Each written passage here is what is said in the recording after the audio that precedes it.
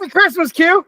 Oh, Merry Christmas, Brian. And hey, they're back. Hopefully you're back. You're back. Or maybe you're here for the first time.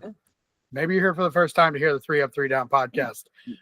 I am your host, Brian Hunter. This is my co-host, Quentin Meyer. How's it going? It wasn't a fluke last week. Our last podcast, not last week, but our last podcast we had, Cam truly handed us the reins. Maybe we took him. We took him. We took the reins. Yeah. All right. He's not his anymore. He's got other stuff to do. We got stuff we can do. We want to have some fun. Mhm. This is how we're going to have some fun.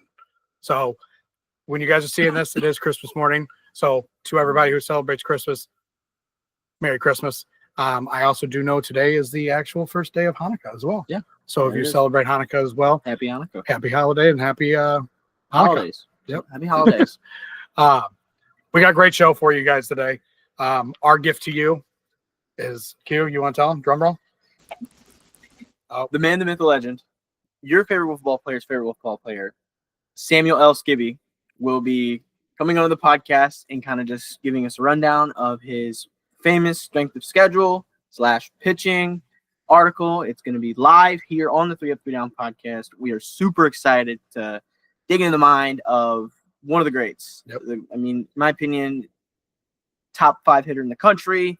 I mean, he's one of my favorite Wiffle players. It's an honor to play with someone like Sam, and I can't wait for you guys to just listen to a very, very smart intellectual in the sport of football.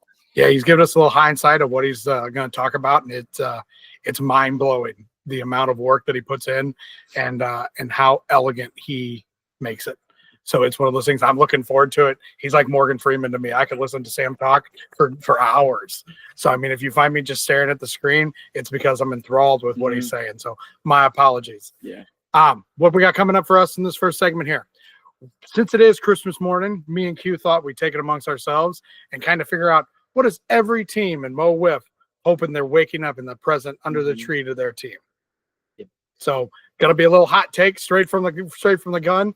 Might piss some people off, might make some people happy, but in all reality, based off our conversations and who we've kind of, me and Q have had, we feel like we've got a pretty good grasp on it. And I mean, tell us if we're wrong in the comments by all means. We're coming live from not live, but we're coming straight to you from Spotify, Apple Podcasts, and on YouTube. So hopefully we'll get that video at launch. Same time, we'll make sure we get it to our technical support team and our producer, Jason Worstenholm, to make sure that video. Do you really just use it as a mirror to check out your hair? I did. I did. We can't be doing that. Well, all right, it's gotta be ready. Look good. We're on video, Brian. This is recording. I know. Well, anyways, all right. So let's get into it. So, like I said, first segment, what is every team wishing for this holiday season, a present under the tree? So, Q. Yeah.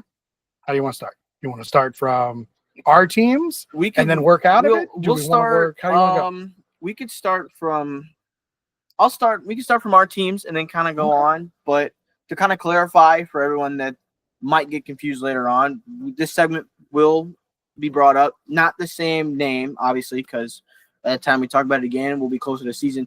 We can say this as like a pre-draft because the draft has not happened yet. Because once the draft happens and free agency is like officially over and we're getting close to the season, it will talk about this more. But to start with, my team, the reigning defending champion, Mojo. It's all right. Kind of the key or what I'm wishing for the holiday season is just to stay healthy. We have one of the older rosters. I'm the youngest on the team, and I'm 19, and I turn 20, this upcoming year in 2025.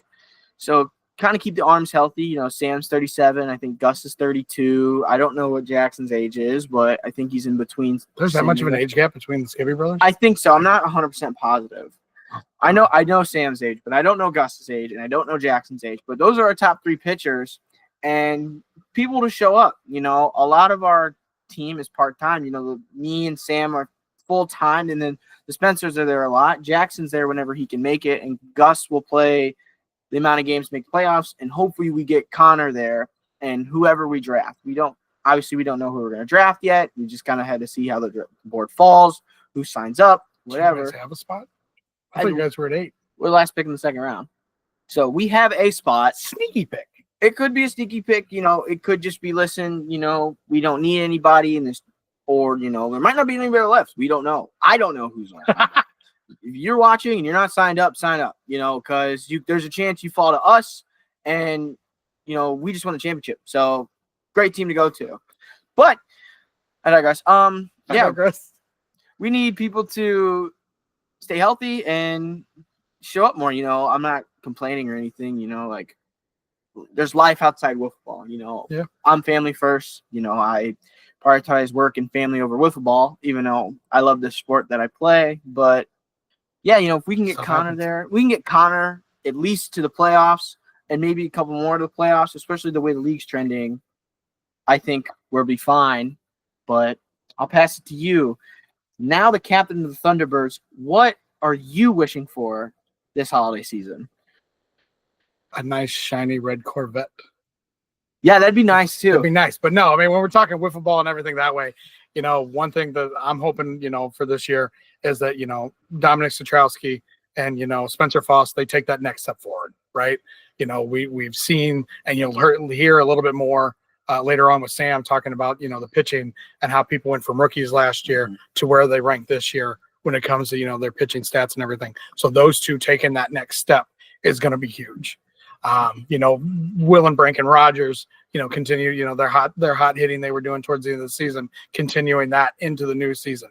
Me, I want my elbow to be better. That's what I should have put. Yeah. I want my elbow to be better. Get your full swing back. my full extension. But and then at the same time, I want Andrew Nichols to be Andrew Nichols. So that would be, for me, that'd be lovely. Yeah. I guess we can kind of go down our list here. We have a list right here because we got to be prepped. Can't go in winging it. I'm not good like that. But I'll go to the second place team, the Archers. I think the Archers should be wishing for a true number 2 arm behind Tony. I mean, Rory's good and Jay Rich is good in their own right. I just think, to have that number 2 arm, and after losing Jordan, there's a big hole in their lineup and their pitching rotation. And I think they have the 3rd pick in the draft, I'm pretty sure. Yep.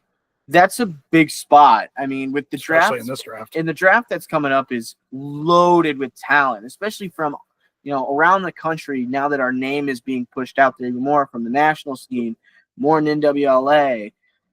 So I think a number 2 arm, even at 3, or if they just blow up the league and trade for somebody, which could happen, but more realistically take someone in the draft, I think a true number 2 arm is what Roy Rank and the Archers should be wishing for Christmas.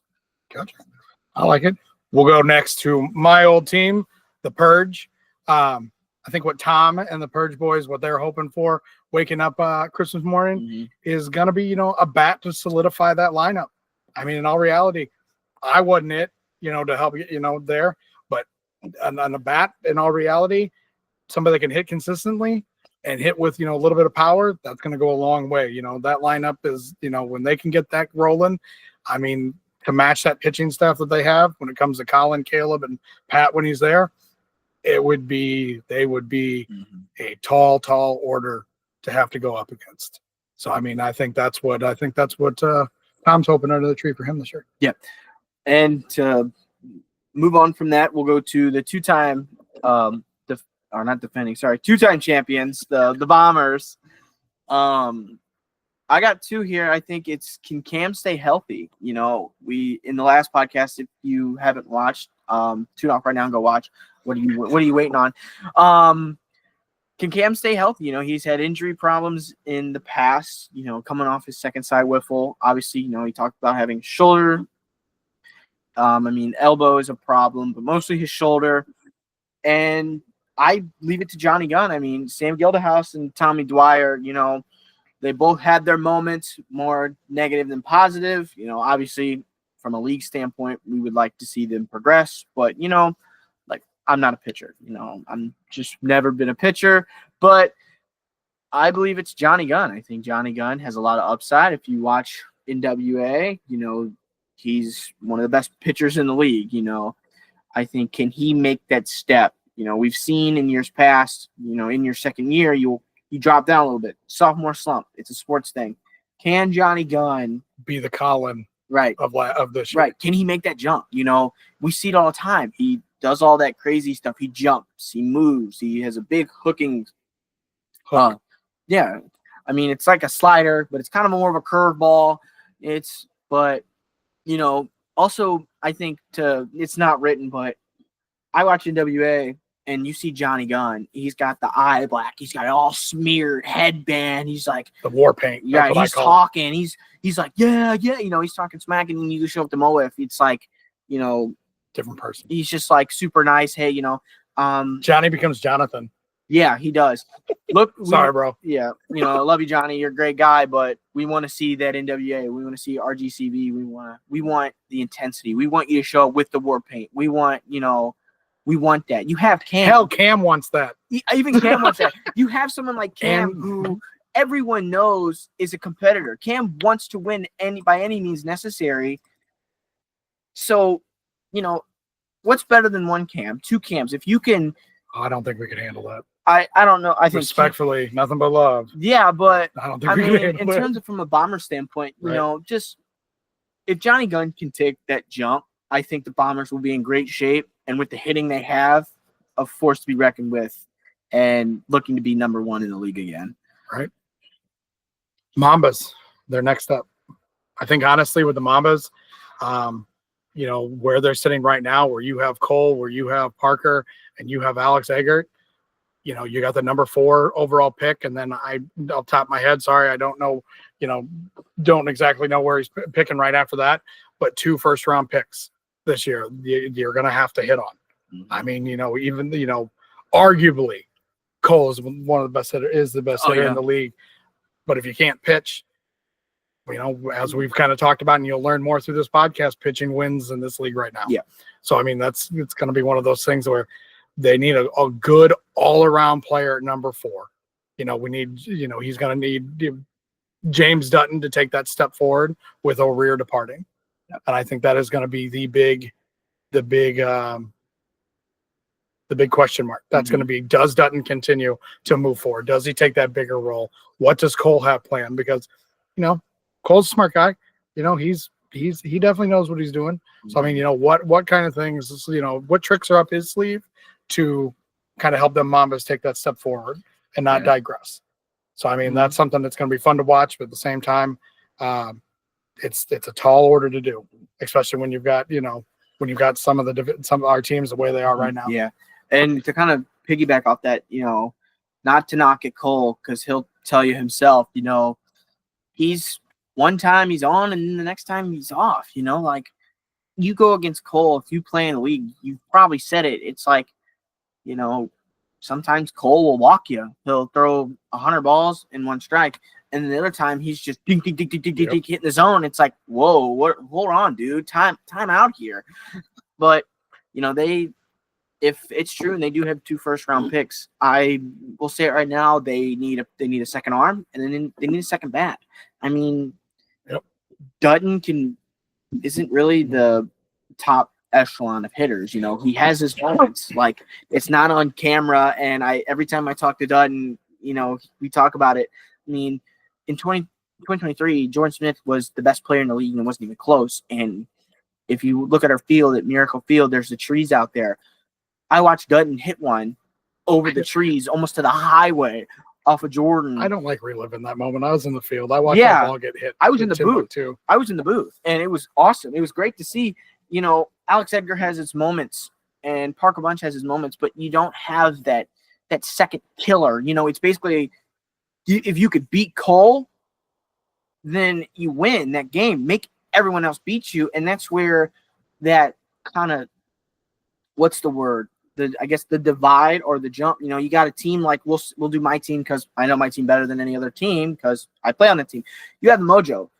I'll say right here, I'm the worst player on that team, and I'm okay saying that because you have Sam, Gus, Jackson, the Spencers, Connor, and it's like I could say I'm good in my own right because I haven't been playing wiffle ball nearly as long as some of these guys.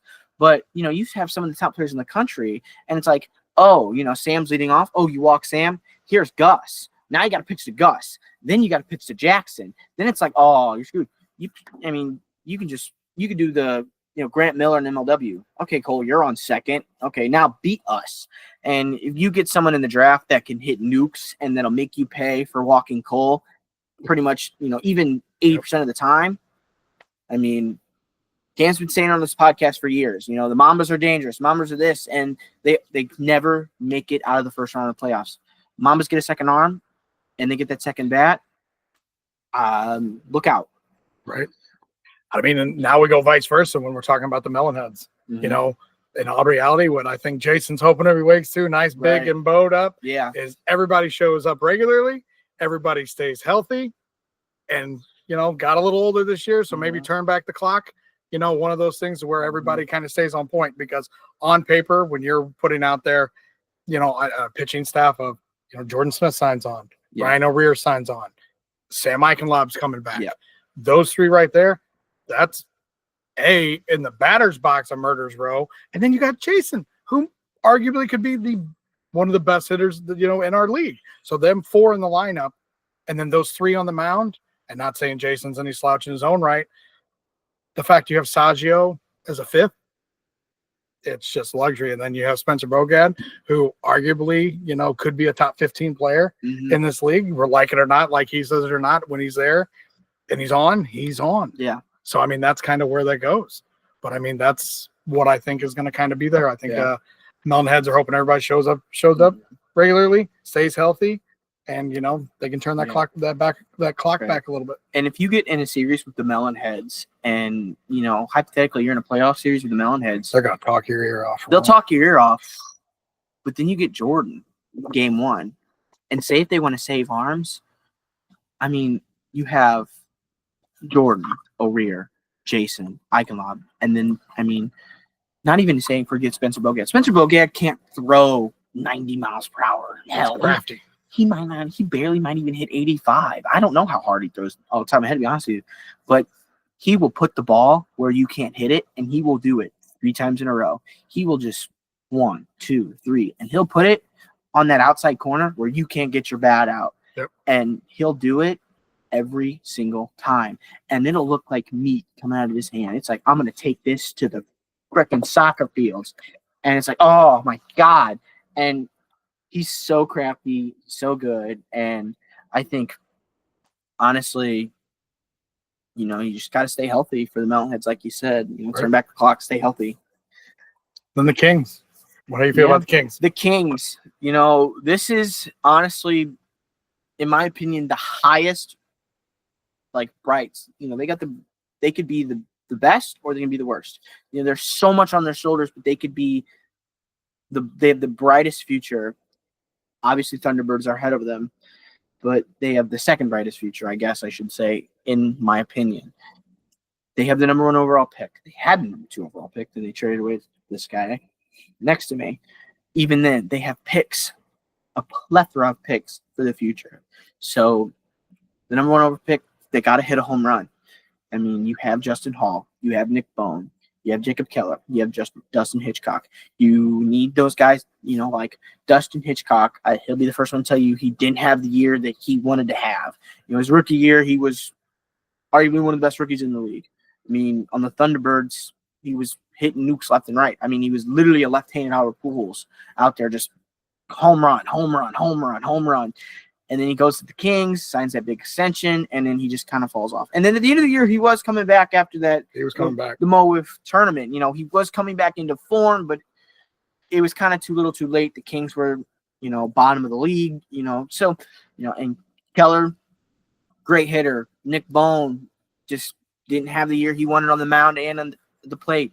Bringing in Ken Bone, someone who has a love for the game, with the analytical mind and the smarts. I think it takes the pressure off Nick. You got to hit a home run on number 1. That's it. Somebody that can show up every week and be there for them. Yes. Every week. Got to have, take some pressure off Justin Hall's arm. Justin Hall had an amazing year. Pitched very good, beat the top 3 teams in the league in 3 consecutive weeks. If you can hit on a number 1 pick, and draft that person that just brings the electricity and that will be there every single week. That's like, oh, this week we have the Thunderbirds. Okay, so who are we going to get? Are we going to get Foss, Dom, or Andrew? You know, who are we going to get this week? It's like, all right, they're obviously going to go probably Foss number first game. It's like, all right, we got whoever number one, you know, and we know on both sides that that's a danger, you know, that can bring up Keller, say, you know, who, you know, you never know. So I think got to hit a home run on number one and got to have that person show up every week. I mean, if you like you kind of attested to, and like you were saying, and I think you lost the train of thought there for a second, but I'll pull it back together. Please. If you got somebody when it comes number one or number two, but they got to be equal. You know, if you could go a three-headed monster, you know, say Nick bounces back to, you know, what we knew Nick can be. Right. You know, Justin continues to move forward, and then you add a third one in there. Whew. That's tough because, I mean, the Kings proved last year, any given night, they could beat you. Right. They may have finished last in the standings or second to last, however it ended up being. I think it was second to last. I think. Yeah, it was. But at the same time, they were the best team in the league for a 3-week stretch there. Mm-hmm. And I mean, that's hard to do. Mm-hmm. But I mean, you know, they can beat anybody in any given night. Right. We are running a little long on this first one, but I do want to throw in there. Don't count out a trade. Look at the picks they have now. I mean, they have a first-round pick from the Thunderbirds for what, till 2027? 2028? Oh, we speculate now. Oh. I mean, we speculate. I mean, hey, you know, that's the whole thing of the podcast. I said in the first episode, we're bringing the fire. We're not here to be like, oh, you know, this, that, we're going to be conservative. No. I mean, I'll make it known right now. Watch out for a trade. It can happen. Ken Bone's a smart man. I know it. Brian knows it. And if you're in the league, you probably know it as well. Don't count it out. He will. You have hey, what team is going to turn down 4 or 5 first-round picks in the future? I mean, there's some players that are untouchable. I mean, obviously, probably like Sam, Jordan, you know, your top echelon players. But there's people in the middle there that it could sway your way if you have a team out there, you know. Obviously, some of your best players are your captains. God, you're passionate about this. I love it. But, hey, I'm just saying, you know, I play a lot of video games where I'm a manager of teams, and it's like, you know, if you're that close, like we think the Kings are, I mean, hey, a trade could be coming, so watch out. Well, hell, Ken, is a trade coming? Let us know. Text us. Let us know if a trade's coming or if something's happening. That'd be great. It'd be smart if you didn't. You know, if you want to call in, you know, and something that way one day, or get together, that'd be fun to have too. You know, we will. I'm going to talk to you at the draft about this. Don't think it's going to happen. But anyways, I mean, that's it for segment 1 here. All right, we're starting off hot. Right. Coming up next is going to be, you know, Sam Skibbe. He's next. He wins. So get ready for some fun. Mm-hmm. And then, sorry, I hit the table. Camera moved. My bad. Oh well. But other than that, you guys on to section 2. Or on to segment 2. Joining us live now, the man, myth, the legend himself, Mr. Sam Skibbe. Well, fellas, it is a pleasure to be here, and it's an honor to be your first real guest. Let's be honest. You know, Cam was just the transition guest. So I'm the first real guest of the new era of the Mo WIFF 3 Up 3 Down podcast, and I couldn't be more honored to be in both of your presence. It's the holiday season, and it's nice to see your smiling faces. So thanks for having me. Yeah, for sure, man.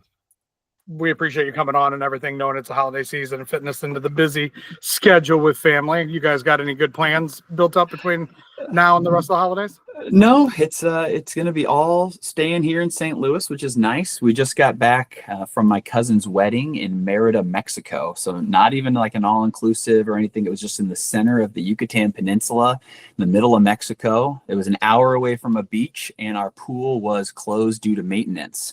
So it was kind of a waste of 87 degrees, but the wedding was beautiful. But then we come back to 29-degree weather. But, you know, it's 50 on Christmas Day. So it's just a weird St. Louis weather that we have again in this holiday season. Yeah, I think in Q's lifetime, I actually looked at it the other day. I think we've only had 3 or 4 white Christmases in St. Louis. It doesn't happen. It doesn't happen. In 19 years Q's been alive. But anyways, we'll cut to the point and everything here. MVP, Triple Crown, Silver Slugger. Yeah. Batted .397 in the regular season. You had 11 homers. The next closest to you had 7 and was your teammate Jackson Crosley. Mm-hmm. And then you had 33 RBIs. The next closest to you was 18.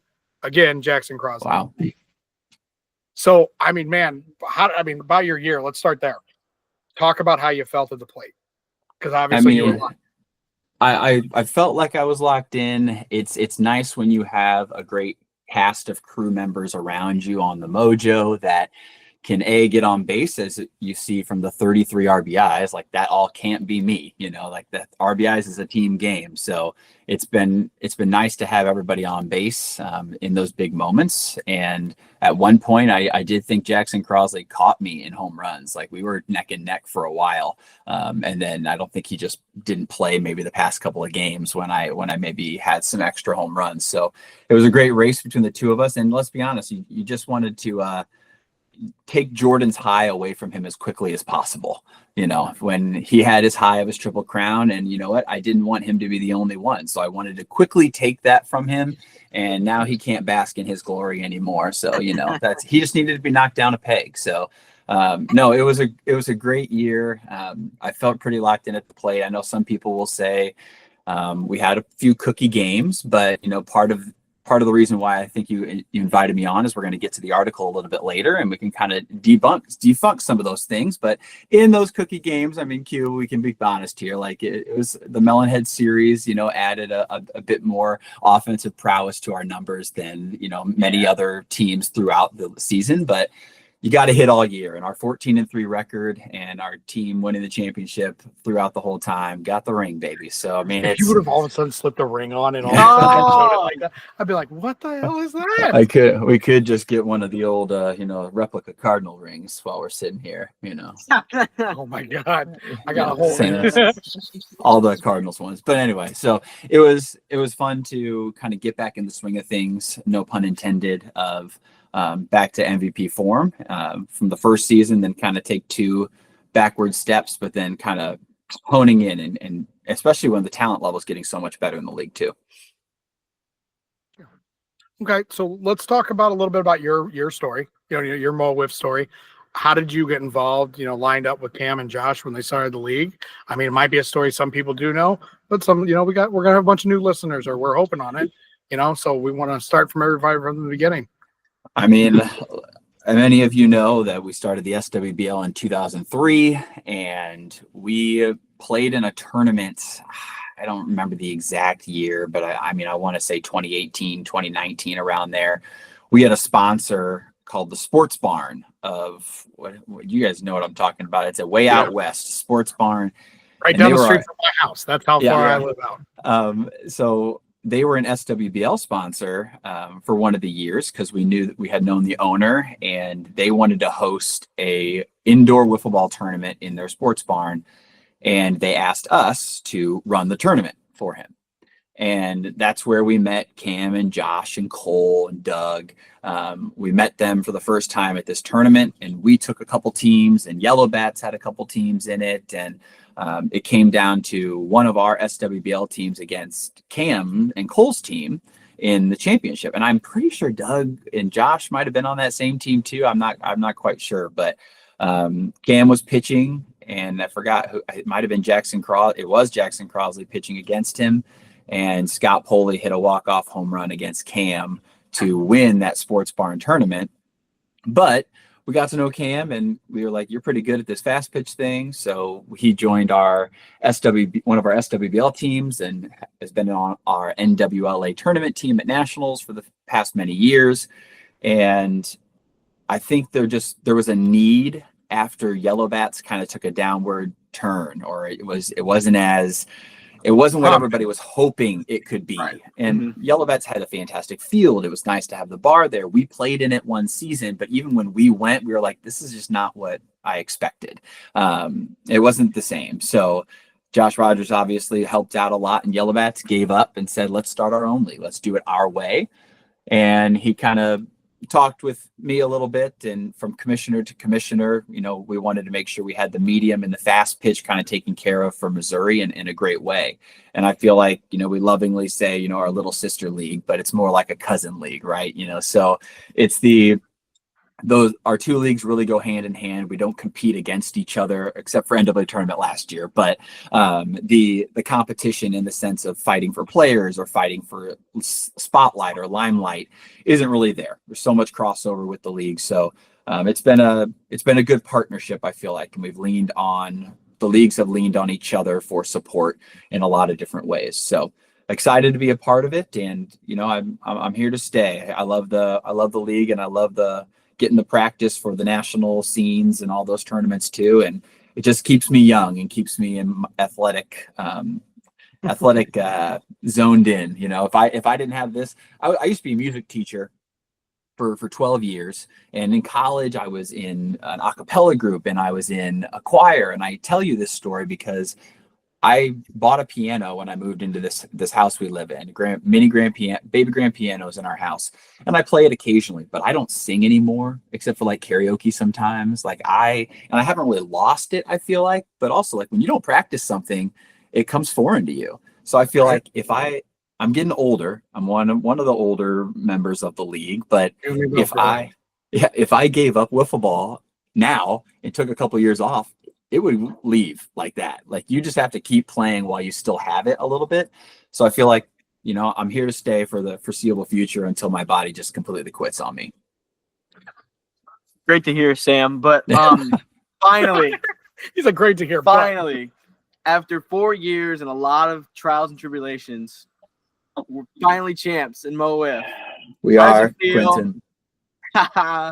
And how many more? It perturbs me he's holding that trophy like that right now. Oh, it's great. I want to hold it like that. Yeah. Well, you can win it. I can't wait to hold it again. Sam, how many more of those are we going to win? I mean, I hate to quote LeBron when he was with Bosch and Wade, remember how that went. No, I know, and that's why I said I hate to quote it, Brian, because I don't want to say it. But could it be 1, 2, 3, 4, 5 championships? I don't know, but and again, we're going to allude to the my third annual pitcher rankings and strength of schedule rankings. But it's nice to have a good pitching depth, and it's just it's a reason why teams are they lead the standings. Is you need good pitching, because timely hitting is always going to happen.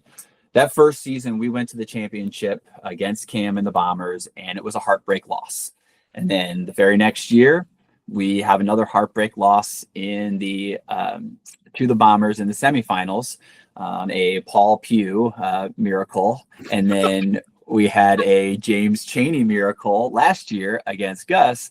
And all these things, I feel like we're just leading up to it's going to happen. We're going to get a bounce. Something's going to bounce our way. And I would tell you, it was a grind. And I know there was talks from Rory and Cam a couple of podcasts ago about how these playoffs were so amazing. The playoffs were some of the best wiffle ball I've ever seen, like in a short amount of time.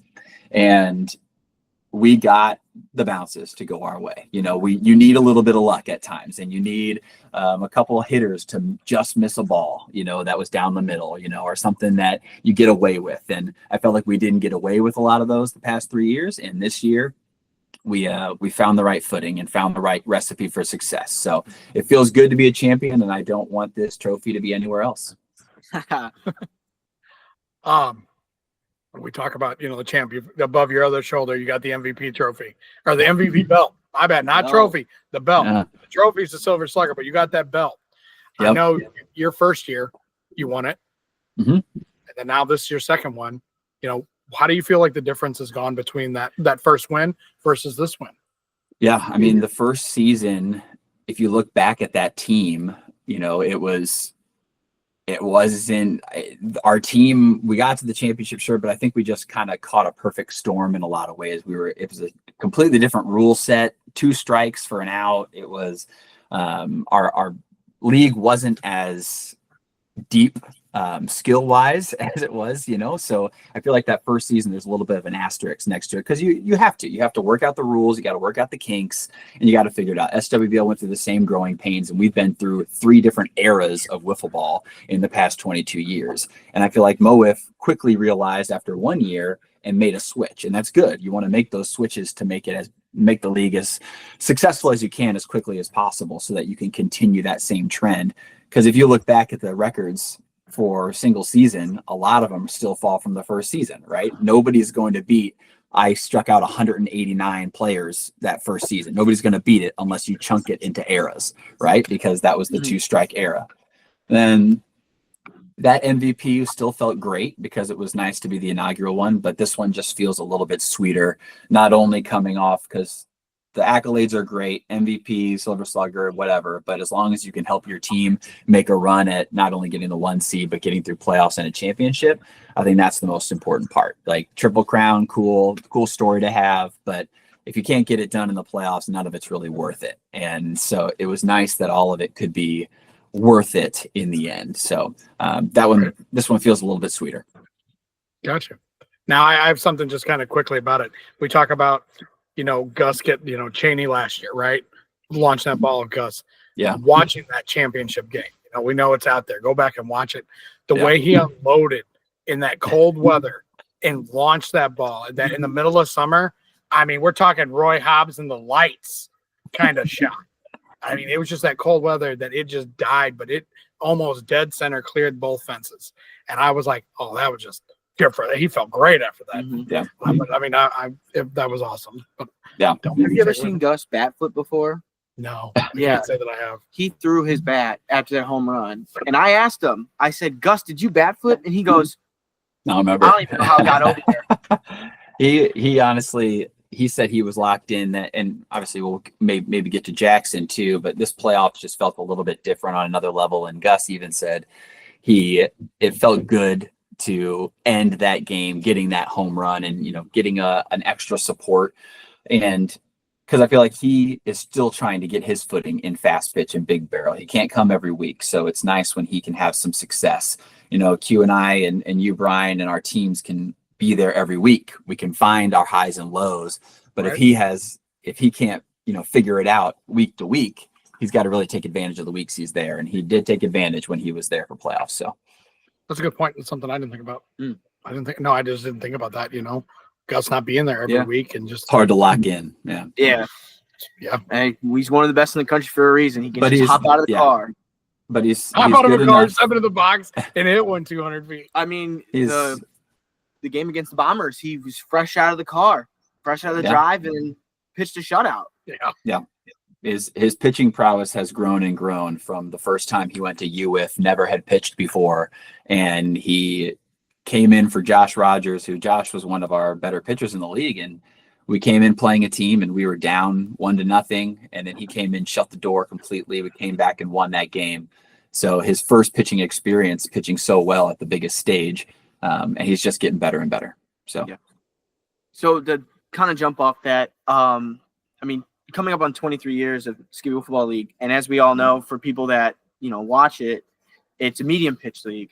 So for you and Gus and everybody else from the SWBL, how was it adjusting from 70 miles per hour to 85, 90, now 100? I mean, you say 70, but I mean, we're 55 miles an hour. I mean, it is low. Oh yeah, speed. It's right. It is 55. Sometimes it may seem like 70, but NWA and NLW is 70. So it's pretty slow, and we always wanted more offense. The games are high scoring, it's high action. Fielding and base running are important in the SWBL, so it's a lot of movement, which we feel like is a little bit easier product to digest and watch, and that's why so many people come out and watch every year.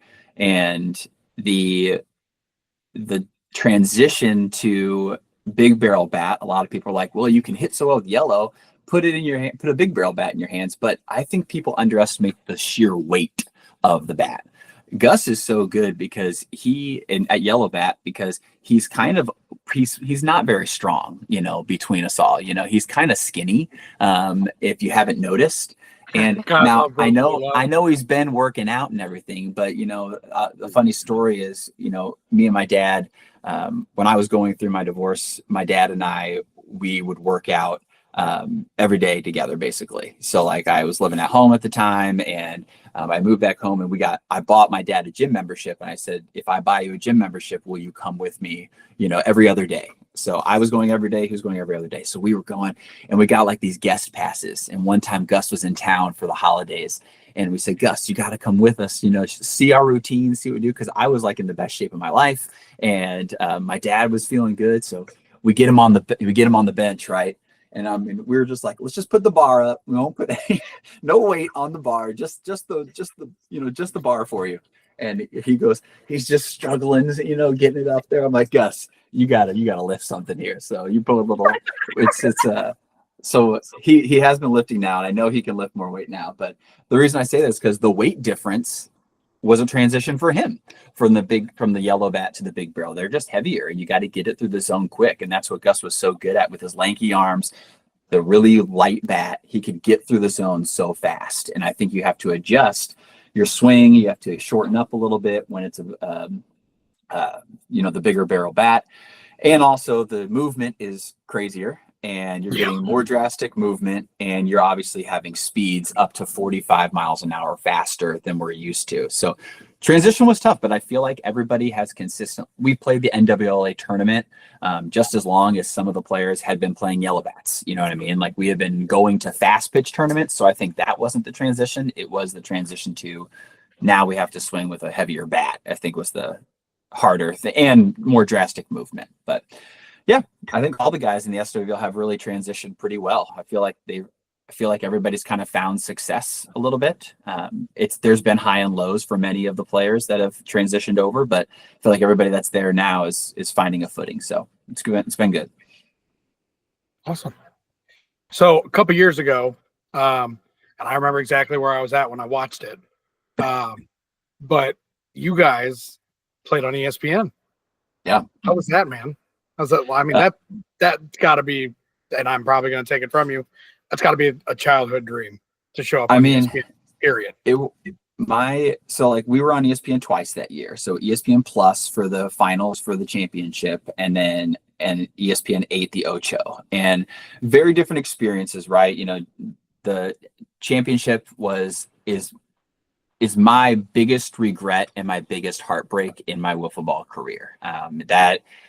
That specific day, we were on an all-time high. I mean, we were up 4-1 in the championship going into the last inning, and to just be 2 outs short, I will never get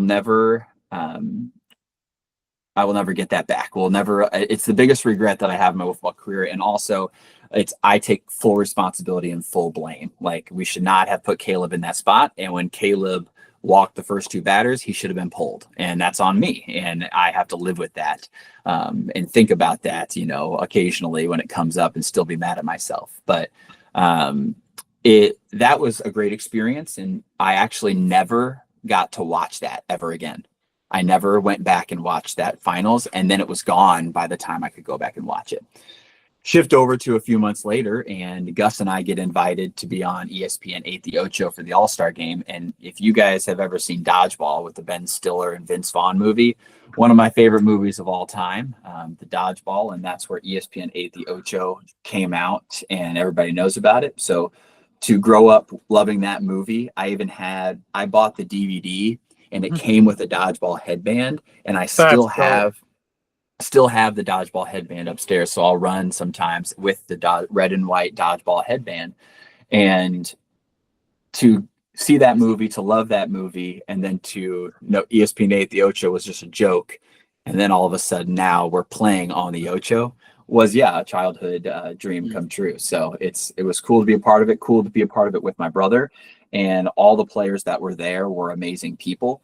So we all got to hang out and have dinner, stay at a hotel together and hang out. So it was amazing people to be there. And the fact that it was the year that we went to the championship, so it was Team Skibbe versus Team Kalamazoo on ESPN. It went away recently, and then it came back because I don't think they liked the AWA broadcast as much. Mm. So they were showing that over ours, and now ours has come back, and it was on like 2 days ago. Like Nice. occasionally my YouTube TV will record it every time it comes up, and I'm like, oh my gosh, it recorded 2 days ago. So they must have liked that recording better. So it'd be interesting to see what they do next year for it. Gotcha. So going into the 23rd year of Skibbe Wiffle Ball League, just tell us about, how is it? Tell us more about like the dates, or is there anything new, or is it just going to be use it as a plug here for the league? We Yeah. feel like the godfather of St. Louis Wiffle Ball deserves to be able to plug his league on our podcast. We'll allow it. You get one. You get one. Okay. First one's free. First one's free. I will tell you, it's going to be. I will tell you the end game. Let's talk about the end game first of the SWBL. The end game of the SWBL is to make it to year 50 plus, right? And we're set up to do that. There's no other league in the country that I feel like is set up to make it 50 plus years in a history. Like we are set up to do a full league season in 4 days if we wanted to for the rest of time. My parents, if they ever go into a retirement home or do something else, whatever it's going to be, they're not going to sell the house. The house, they've already told my family, whoever wants it, you or Gus, you can have it. Like it's going to stay in the family at some point. That's the end game goal, right? But I will tell you, every year I feel like I've tried to top myself, and there's times where it gets to be too much for me and my family, and it's like, why are we doing this? Like the grassroots style of what we used to play back in the day, I mean, that was what we loved. There was no frills, there was no extras, social media wasn't that big, and we kind of missed that part of it, right? We missed that nostalgia feeling of we're playing this kid's game. It's just guys hanging out and being together and reminiscing on the year that we've had, and we haven't seen some of these people in 361 days. And that's always what it's been, that big family reunion, coming back and seeing each other and just being together. And I think that's what we kind of want to get back to. I think for the next couple of years, there's a few big events that are coming up in 2026. I can't probably reveal one of them quite yet because hasn't been officially announced yet. But another one that I can announce is in 2026, the Natural History Museum, St. Louis History Museum, is going to be doing 100 years of baseball in St. Louis.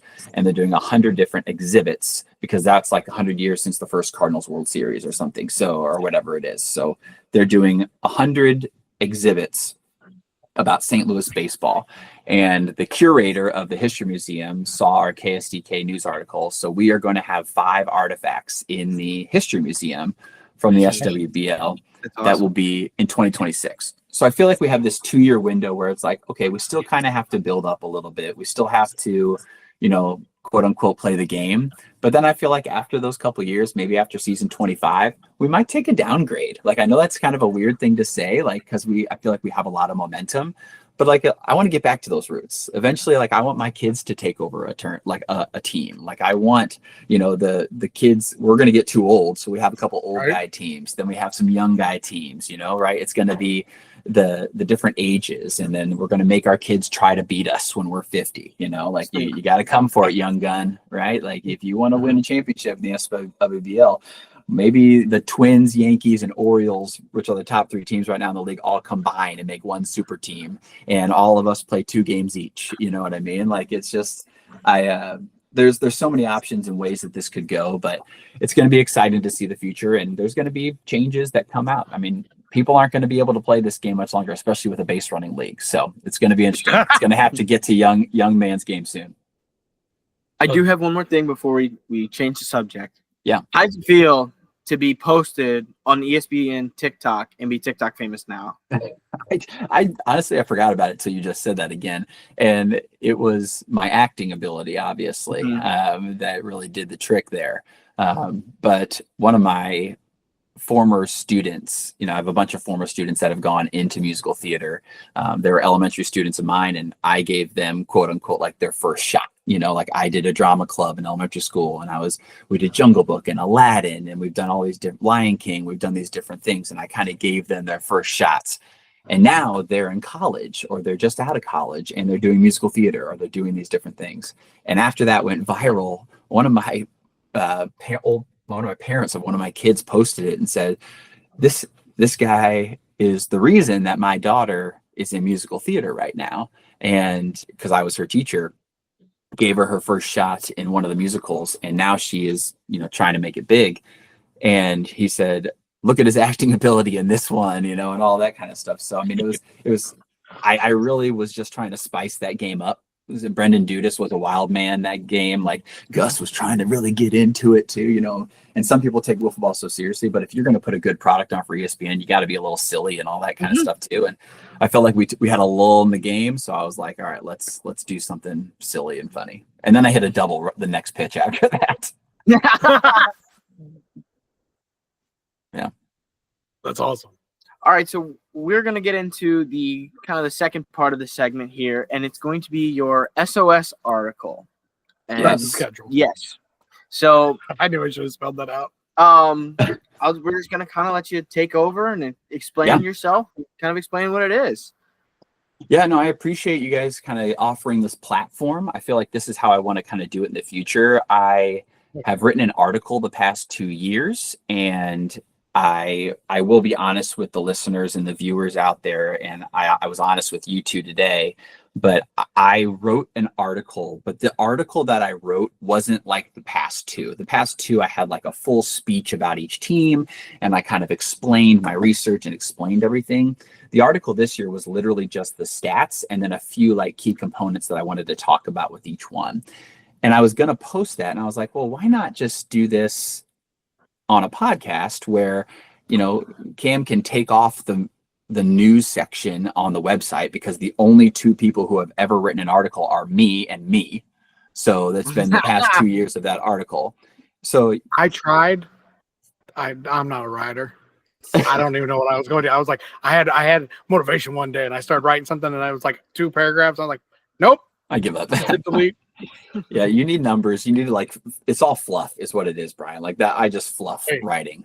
And so I fluffed this, but I was like, you know what? Let's just come on a podcast. So I knew you guys were transitioning to the new podcast crew. So I was like, maybe I'll just wait, not put the article out, and I don't have to write as much, and I can just explain it as we go. Now, some of these numbers, obviously, we can still post afterwards. So if you really want to dive in and break down the numbers, I'm just going to kind of go through the basics. So every year, the past couple years, I have done an article where I've researched the strength of schedule for all of the teams. Because, and I will honestly tell you too, and it was a little dig on, and they're going to laugh at me now when I say this, but like it was a little dig on Jason and Ryan Brown that second year when they were like, wow, look at my numbers. They're so great. And like winning the hang champ and all that kind of stuff. And then the next highest batting average was like 250 points lower. Like it was astronomically different. So then you go back and you look at the numbers, and sure enough, the Melonheads had the, easiest schedule.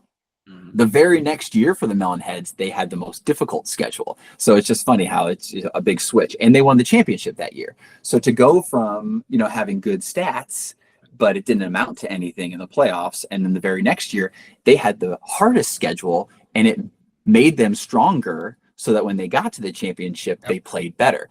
So it was interesting to me to see those analytics behind, what did that, and the Mojo one year, we had the hardest schedule. That same year that the Melonheads had the easiest one, we had the hardest one, and we went like 12-5, but then it didn't amount later on, even though we had the hardest one. So it's all random sometimes. So it's just fun to look at year to year and see. I will kind of pull up last year's a little bit and let you know, like I said, the Melonheads had the hardest schedule last year, and the Archers had the easiest schedule last year. So this is last year, not I guess I should say 2023, not 2024. So now we switch on to 2024, and that's the first thing I will say. Again, the Melonheads had the easiest, and the Melonheads had the hardest, and the Archers had the easiest. There was zero change from the Melonheads and the Archers and their schedule.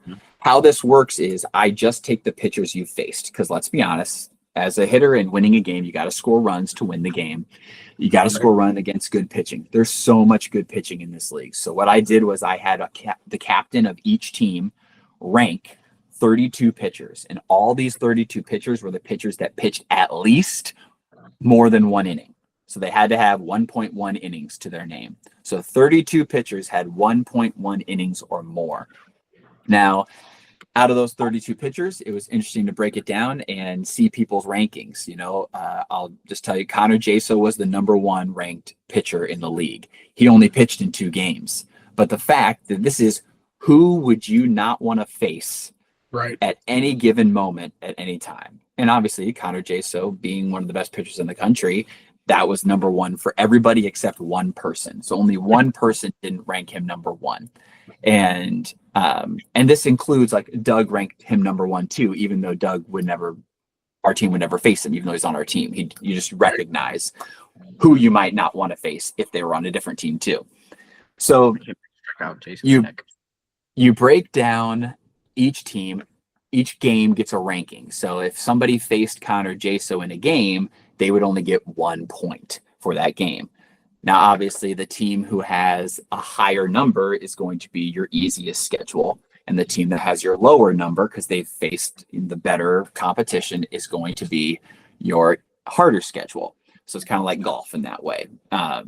And so I'll reveal the #1 team, like I said, was the Melonheads.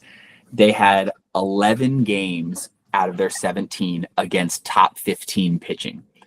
And I put top 15 up there because our 15th ranked pitcher was James Dutton. So the fact that James Dutton was ranked 15th and he's the ace of the Mambas, and everybody after that is still a great pitcher. You have like this 16 through 32, Quentin, you were ranked 30th, but at the same time, he's been having a hard time with this since I showed him what you sent a little bit. So we've been easing it in. And for everybody that's watching on YouTube and watching, on Spotify with the video, Sam was nice enough to share with us his research that he did. So we're looking at it. Yeah. So we're looking at it over here. So we're not looking right at you. We're not listening to Sam. We're looking at the numbers, following along. Yeah. Yep. And I have a pitching win, people. I know. Well, and that's what I mean, Quinn. Like you have a pitching win. Like you being 30th, you pitched against the Archers, right? Yeah. Archers, and got the win against a very good team, the team that got second place in the league. Yeah. And they had their players there. It's not like they didn't. And so Sam was hurt, and then Chris Metter. That was it. That's right.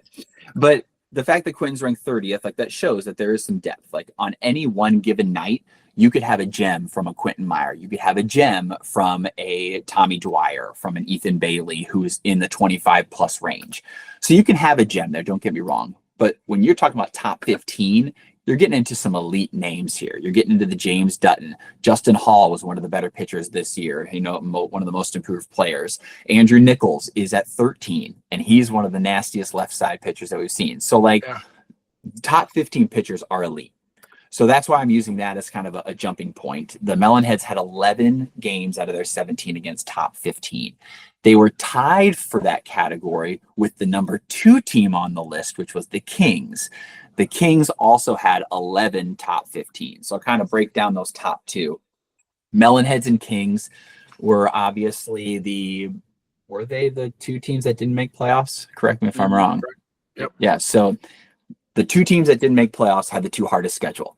Does that say anything? Like, obviously, right? Like, you're going to be facing the toughest pitching. Now, the problem is, if you blame Cam. Cam knew it was coming. I'm just going to blame Cam. No, he's the one that writes the schedule. But if you also look, I also put on that sheet, and this will be for everybody to look at later too, the Melonheads pitched a total of 6 different pitchers throughout the season. Their highest ranked pitcher was 18th. So they didn't have any top 15 pitchers. They were 2 away from not having any top 20 pitchers. And it was Jason at 18 who ended up kind of losing a lot of control and losing his speed at the end of the year. So if you only took his second half of the year, he's not ranked in the top 20. You know what I mean? So They don't have pitching. Now, fast forward to this year, it's a different story. I'm sure you guys will talk about free agency many times, but they're a completely different team coming up in 2025. But just last year, like our first segment here earlier, that's what we talked about. We talked about, what exactly each, team wants a present with, under the tree for. They got it. They got the biggest gifts of the off season, that's for sure. And then the Kings the same way. They have one top 15 pitcher, and it was a fringe top 15. At 14, you have Justin Hall. The rest of their players is outside the top 20, and they have players that are unranked as well that also got some innings too. So that's why they're the top two. They both tied in the amount of top 15 games. They had 4 games that were top 5 pitchers. Only 3 teams had to face a top 5 pitcher 4 times. Your top 5 being Connor Jaso, Gus Skibbe, Cam Smith, Jordan Smith, or Caleb. So they faced one of those pitchers 4 out of 17 games. So yeah, they're going to have the toughest schedule. They're going to have the highest numbers. And then another thing I'll point out about these teams is on average, I did a fun thing this year that I haven't done the other past years. On average, I averaged out all their games from all of who they faced on the mound. And the Melonheads on average faced Pat Ballman every game. That's a tough task, right? to fit. So if you, and Pat Ballman was the number 11 ranked pitcher on this list, and he got hot at the end of the year. So that'd be like the Melonheads facing Pat Ballman every single inning. Is about how tough their schedule was. The Kings, their average was Andrew Nichols. So that's like facing Andrew Nichols every single game, like a good Andrew Nichols, you know, like it's going to be tough. So they had very tough schedules as it went through. Now I'll round out the top 4 for you. And these next 2 were surprising to me. The next 2 on the list were the Purge at number 3 and the Mojo at number 4. And that's interesting because obviously the Mojo going 14-3 and winning the championship. Plus, the Mojo have 4 top 10 pitchers. So that means that out of the top 10, 4 of them are Mojo players out of 8 teams. So there's only 6 other players that in the top 10. Now, with those numbers, that just shows that the Mojo didn't have a lot of games with outside top 20 pitchers. You know, they only had 3 games where they faced somebody outside the top 20. They still had 4 top 10 games and 3 top 5 pitchers that faced against them, including Cam in back-to-back games. So you got to, and Caleb. And out of those three top 5 games, the Mojo got 2 wins. So beat Caleb in the second game of the year and then beat Cam in the second game. So you have to have that timely hitting.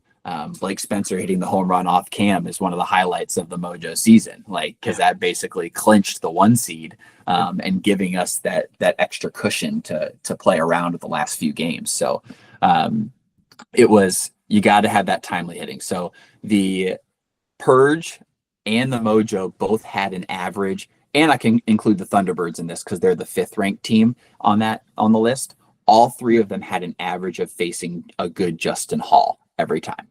So that was like facing Justin Hall all of their games. To compare those 3 teams, the Thunderbirds were ranked a little bit. They have an easier schedule because they had 6 games against outside the top 20 pitchers. So they're facing, you know, a Tony Saggio, a combination of Jason and Dalton. They had a Sam Gildahouse, Tommy Dwyer game. They had a Justin Hall, Dustin Hitchcock game. They had a Jay Rich game, a Jimmy Stout game. So like that's why there's a little bit easier because they had more of those games, whereas the Purge and the Mojo only had 4 and 3 respectively. So we keep going, and that next crew is that 6, 7, and 8, who had the easiest schedule. And the easiest schedules are the Bombers at 6, Mambas at 7, and Archers at 8. And it's also interesting when you look at stats and things, those 3 teams had a lot of players that had some good batting averages, slugging percentages, and they had easy schedules. They had 4, 5, and 6 games outside the top 20. They were leading in those categories. They had a similar amount of, games, but the one thing that sticks out the most is the amount of top 5 pitchers that they faced. The Archers faced 1 top 5 pitcher. That is it. They faced 1. They had 1 game against the number 5 pitcher, and that was Caleb. So the Archers never had to see a lot of faces that maybe they should have. And Cam never pitched against the Archers. Jaso or Gus never did. Jackson never pitched against them. Jordan's on their team, so that eliminates Jordan. but they faced Caleb once. The Bombers had 0 top 5 pitchers face them. Now, I know Cam is in that list, but Caleb never faced the Bombers. Jordan Smith never faced the Bombers. Gus and Jaso never faced the Bombers. So their hardest game that the Bombers had was Jackson Crosley, and that was the game that Blake hit the home run against the Bombers to win. So when they faced that next hardest pitcher, they ended up losing. So it's just interesting that, yes, did the Bombers win their division? Correct me again, guys. No, they did not. Thunderbirds did. They Excuse did me. not. Yeah. So, but they were close, right? They were on the fringe to doing it. So they, don't get me wrong, you take advantage of what's in front of you. It is not the Bombers' fault that none of those pitchers faced them or weren't there for those different games, but they're the only team that had 0 top 5 pitchers face them. And then the next lowest, obviously, the Mamba. So this works out almost perfectly, but they had 2 top 5 pitching performances against them. Cam pitched against them and Jordan pitched against them. But that was in the first 4 games of their season. So after they faced hard pitching, they had, and you're looking at the numbers here, they faced their first 4 games. They had top 10 pitching the first 4 games. That's a tough road for the Mambas.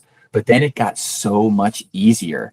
Does that play into the fact that the Mambas then lose in the playoffs because they didn't have as much practice going into it? You look at the last 4 games that they had, guys.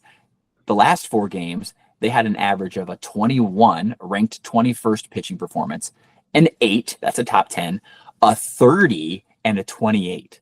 So they have the huge difference between the beginning of their season and the end of their season. And I think when you really look into these analytics, and I'll kind of follow up the question with you all when you can kind of break down these numbers or what sticks out to you. But when you really can dive into these analytics, it can really tell you a lot about, what's going to happen in the playoffs, or is a team truly prepared for it? And I know, like, obviously the Bombas, without Cole or without Ryan O'Rear and all that kind of stuff too. Like, those are the other factors like you can throw out there. But there is that element of preparedness and making sure that you're kind of putting yourself in the best chance to be successful. Purge came in hot at the end of the year, and they were facing good pitching. They're the 3rd hardest schedule, but they were getting prepared for it. When they were losing, they were their first 3 games, they faced off against outside the top 15 pitching. And then they had to face Connor, Jaso, and Jackson. So yeah, they're going to go 1-4. But then they started to get hot at the right time when they're facing good pitching, and it took them into the playoffs, and they almost got to the championship in their first season. So yeah, look at these numbers. I also put a list later on when we post this. It'll be a list of the best pitchers from the ranking that they didn't face. A lot of them, I put Jaso and Gus together since they're both part-time players and they were number 1 and number 2 on the list. So I kind of put that together there too. I thank all the people that, helped us vote and break down all the analytics with it, all the captains for getting their rankings to me. And it's just a fun thing to look at. And Melonhead's going back-to-back years with the hardest schedule. That's tough for them. And then the Archers go back-to-back years with the easiest schedule and making the playoffs both times. They were set up the right way. But you know what? They still were successful in the playoffs and made it to the championship, because we all know once you get to the playoffs, it's all hard pitching from there. So that's kind of where I'm at with this. We'll post this with everybody. And they can look at the analytics in any way that they want to. And it's just something fun that I like to look at every year to year and see how it compares. So maybe one year we'll have an average after 5 or 6 years of this of who had the hardest schedule over the past 5 years. So it'll be interesting to look at when you break down numbers that way. Yeah, for sure. I mean, one of the things that stood up, and we were going to ask you what surprises you. It was one of the questions we were going to ask you about it. I did. No, you already addressed it. One of the things that I like to look at was you look at the rookies that we had. All right. Yeah. Now I'm going to say Jaso, but I'm also going to put an asterisk because Jaso is not a rookie to fast pitch, but at the same time, he was rookie to our league. Overall, the top 20, 5 rookies in that top 20. So, we're literally talking 25%. We're talking Jaso at 1, Foss at number 9, Dom at 10, Pat at 11, Johnny Gunn at 19. That's just the rankings and how it come. And I when I got this and I opened it up and looked at it, I was like, holy hell. Yeah. I was like, that's awesome to see. Because it just talks about how hard our league is when it comes to pitching. Well, and you think about this too. There's there's some names we didn't mention on this list, like a Caleb and a Colin and a James Dutton, who have only been doing this for 2 years. You know, like so like if you break it down, like these guys haven't been playing fast pitch wiffle ball. Jaso's a 2-year guy too. He didn't start playing fast pitch wiffle ball till 2 years ago. So this was his second year. So the fact that we have most of those guys, most of the guys on this list that you see in the top 15, top 20, like you said, over half of them are brand new basically to wiffle ball. And it's going to, and Jordan Smith, I mean, he's had 3 successful years pitching? Like, you know what I mean? Like, so it's like these guys just keep getting better and better. And I'm excited for the future too, because I think this next draft class is going to be just as good. And while I like to think that, yes, the Mojo, we won the championship and we were the best team on paper and on the field this year. Next year, you want to say, okay, we're defending next year. Are we still the best team on paper? I don't know.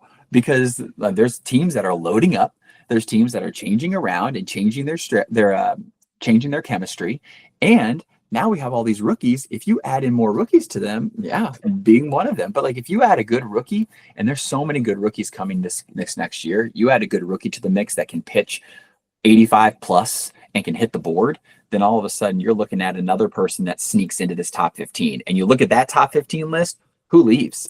You know, so that's when it's going to turn into a top 25. That's impossible. Teams are going to have 3 pitchers that they can pitch on any given night, plus 3 pitchers. The Mojo were the only team with 4 teams in the top 10. But like I know Quentin pointed at your team, Brian, but then you can look at the Thunderbirds and say, okay, they have Dominic, they have Spencer, they have Andrew. And if they add another good pitcher in the draft, all of a sudden that's 4. Number 2. We do have the number 2 pick right now. Yeah, so that's another one. So we're sitting in a prime spot there. But looking at it, I mean, like I addressed our last podcast, I look at you guys, you're the hunted. Now let's go. You know, so I want to be able to put it out there where, you know, looking at this 1, 2, you know, like you said, you know, out of the top 6, you know, 3 of you are there, 4 of you are there. So I mean, it's one of those things where it's like, gotta go. Yeah, we gotta go match it. Yeah, you know, the top 3 of the top 6. Younger. My core might be younger, but at the same time, experience plays. But at the same time, got to hit. So I mean, that's where it's going to kind of come down to. Yeah, you can think of other teams too. Purge, they have another huge, like they have Caleb, Colin, and Pat, and then if they draft a pitcher, that's 4. You know, that could easily be in the top 10. Then you can make arguably that they are the best. That they have the best trio. You know, 1, 2, 3. You know, when it comes to pure stuff. Yeah, you know, and then you look at the Melonheads revamping now with Jordan and Sam Eichenlob and I'm okay with Eichenlob coming back.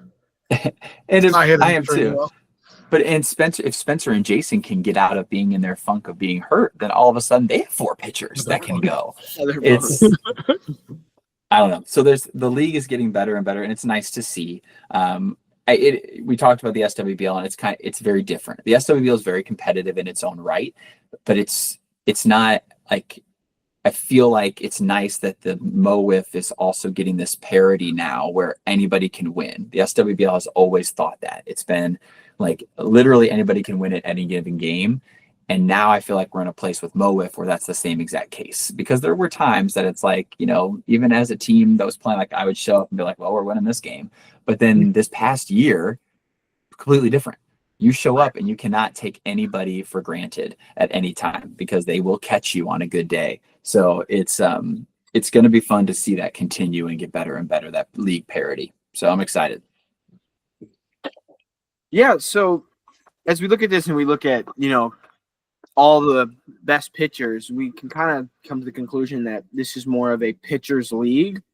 Will this league kind of ever make the turn and be a hitting first league, or will always stay pitching dominant? I don't know. I guess it depends on what the makeup and the goal of this league is, right? I mean, I like the league because it gives you that fast pitch practice that we don't get. Like I never practiced fast pitch ever for 8-9 years of the NWLA tournament. We never practiced, and we would just play our medium style and we'd show up in wherever the tournament was and we'd play. But like this has given, going to NWA tournament UWIF, like now I've actually had practice and experience and I've played every week. I don't see the fast pitch going away, but I also, it's not conceivable to have fast pitch pitching. A fast pitch league is not conceivable to last very long. It's just not meant to last very long, unless you find young talent that can continue to bring a new wave to the league. And I think we're having that. So I think MOWIFF is in a good place where that will continue for quite a while.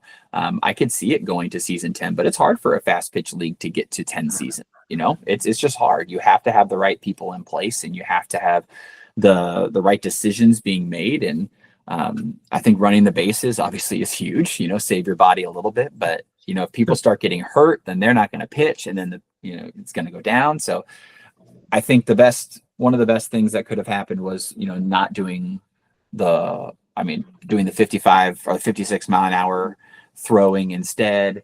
I don't know if it ever gets to a place where we say, okay, no double walks, you have to do the 56, you know, or something like that. Like that could be something in the future that you could see. It would save on time a little bit, and just the offensive numbers would go up. But yeah, I think there's always things that you can do to change and advance and get better and evolve as a league. But right now, I think it's sitting pretty, and it's going to be a pitchers league for a long time. These pitchers are getting so good, and there's so many of them that it's going to stay pitching heavy for a long time. I remember when you asked about it, you're like, the top 32. I was like, you want me to list all 32 of them? And then like I asked my one question, like, all right, let me make sure I'm hearing you clearly. And I started doing it, and I was like, damn. Yeah. I like looking at it, and I was just like, this is nuts. And then when I saw the numbers come out, I was like, this is amazing. Like, I love the analytical side. You know, I love analytics. Sure. Plain and simple. I mean, so seeing this all break out, I mean, things that I never would have thought of, but I mean, you know, it's great to see. So, I mean, I appreciate you doing all this legwork with it. I mean, you know, looking at it, that's a lot of work. Don't get me wrong. Once you get the numbers, it goes. But at the same time, it's awesome to see it all together. Yeah. I mean, it just seeing the names, like Brett Spencer at 27 is wild, right? Like, because he was number 3 in Cy Wiffle the first year of the MOWIFF League, and he was just as good as second year. And then he joined the Mojo, where he could take a really big back seat the past 2 years in pitching. But he also, his arm was a little bit sore and getting hurt because obviously getting older and then pitching a lot the first 2 years. So it was nice to be on a team with him that he only pitches 1 or 2 games a year. But the fact that he's number 27 on this list and still has one of the nastiest pitches that anybody will see, whether it's 56 or above with his top gun, like it's crazy that he's number 27 on this list. Or Tony Saggio, who can throw mid 80s, is 23rd on this list. Josh Richardson was on the Mojo as our number 2 pitcher for an entire season, and he's 24 on this list. Tommy Dwyer, Sam Gildahouse are basically the number 2 and number 3 pitchers before Johnny Gunn got there for the Bombers, and you know they're low on the list. So it's wild that there's so much talent even at the bottom. And my man Q pitching more next year. He's gonna move up this list. That's for sure. He just wants to be ahead of Jimmy Stout. That's that was the hardest time with.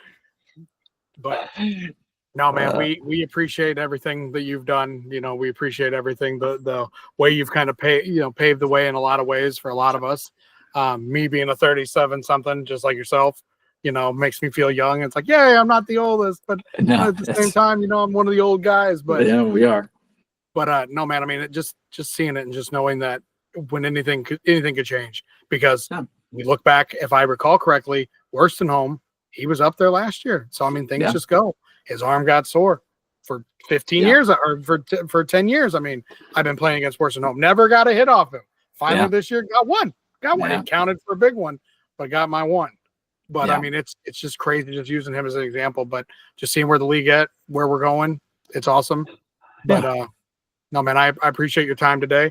Appreciate everything, like I said, you've done. And hopefully you have a very, very Merry Christmas and Happy Holiday season. I wish you both the best Christmas as well. Holidays, Hanukkah starting soon too, if that's what you celebrate. And it's you know, the holidays are a great time for family, but it's also nice to chat with friends too, like yourselves, and bring back memories of championship glory, right? You, you know, for our Christmas, it'll be it's a little bit sweeter that we have this ready to go and ready to defend for next year.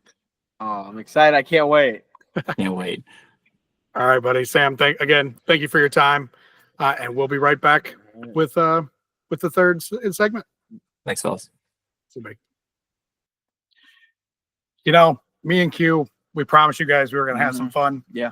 You know, we hope today, we know it's a little bit long. It's going to be a very short segment here. Yeah. You know, we're in our log cabin with our Christmas tree behind us. Yeah. I mean, I'm kind of, you know, as it stands right here. Mm-hmm. But no, we want to slow down again. And I know we've already said it, but happy holidays to everybody. You know, taking the time out, spending with your family. You know, family's important, just like, you know, Q said in the first segment. You know, we gotta make sure that we spend the time with our families because they're the ones that make the world go round. But other than that, from my family to yours, and from 3 Up 3 Down cast crew here, happy holidays. Yeah, it's a happy holidays. But hey, the merch store is still open. Just because today is Christmas, as you're seeing this podcast, merch store is still open. You know, get your Mo WIFF merch. We have hats, hoodies. I forget all we have. I'm terrible. I'm so right sorry. now, it's still just league stuff on there right now. Yes. But, you know, after the holidays, I'm sure we're going to get some stuff uploaded because we're people. We got families. It takes time for that stuff to kind of be added. So continue to be patient with us, and we're going to have that all up there for everybody to start buying their team-specific swag and kind of start repping that league. Start repping the league, you know, as hard as we have been. Registration's still open. All right. So, you know, what is it? Registration will be open up until I think spring training day. Oh, it might be open. Yeah. I would say up till spring training day, which is January 12th at the Hitting Zone in O'Fallon. You know, sign up, show up, show us what you got. I mean, the worst you can do is fail. You know, Spencer Foss couldn't throw a wiffle ball at his spring training. They caught him there. Yeah. So, but the draft is January 26th at Buffalo Wild Wings in Winsville. Show up if you want. Cam did say that there's, you know, kind of like a priority list, you know, but screw it. We're gonna storm the place. Yeah, we're gonna storm the place. It's gonna be Mo WIFF Central all the way over. You know, show up with, if you don't have Mo WIFF gear, show up with Wiffle Ball, you know, like attire. Then show up what you want. You want to wear something like this? Yeah, right. You know, show us who you are. You know, show the draft, give a speech. But yeah. And then our next podcast probably be dropping in 2 weeks. It's gonna be our spring training preview. Yep. And by the sounds of it, we're gonna be 3 wide in the booth. We're gonna have a special guest host that's gonna be with us, and we're gonna have a lot of fun. I'm excited for that. So you know, from here on out, nobody gets to know who the guests are coming on moving forward. We're gonna, except for us. Yeah, of course. And the guest. But other than that, we're gonna sign off here. Right. You guys have a great rest of your day. A great holiday season. And other than that, peace out from Bar O'Brien. Bye.